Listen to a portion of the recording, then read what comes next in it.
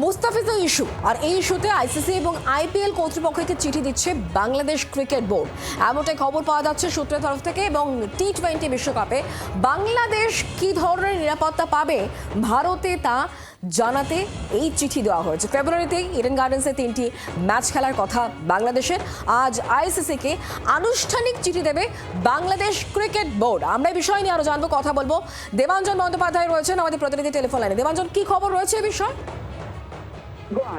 IPL এর মুস্তাফিজুর বাদ পড়ার পরে বাংলাদেশে গতকাল যে বিপ্লব হয়েছিল এবং ক্রীড়া উপদেষ্টা তিনি পর্যন্ত আসিফ নজরুল তিনিও বলেছিলেন ভারতে দল পাঠানো বিশ্বকাপে উচিত নয়, কিন্তু এখনো পর্যন্ত যা খবর রাত শেষ হওয়ার পরই সকাল হতেই বিসিবি কিন্তু কিছুটা পিছু উঠেছে।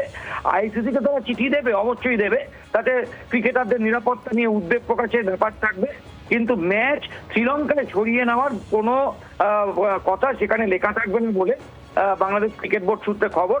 কারণ এক মাস পরে বিশ্বকাপ, বাংলাদেশের 3টে ম্যাচ রয়েছে এখানে, কলকাতায় ইটালি ম্যাচ রয়েছে, ওয়েস্ট ইন্ডিজ ম্যাচ রয়েছে, সহ 3টে ম্যাচ, এবং তাদের ভারতেই খেলার কথা। সেখানে তারা যদি এখন ম্যাচ ছড়ায় তাহলে সেক্ষেত্রে হোটেল বুক সহ টেলিকাস্ট রাইট সহ একাধিক সমস্যা হতে পারে, এবং একই সঙ্গে ওই দলগুলোকেও তখন আবার শ্রীলঙ্কায় পাঠাতে হবে, তার ফলে ক্রীড়াসূচি পণ্ড হবে। হ্যাঁ, বুঝতে পারছি। তুমি নজর রাখো। অনেক ধন্যবাদ আমাদের সঙ্গে টেলিফোন লাইনে থাকার জন্য।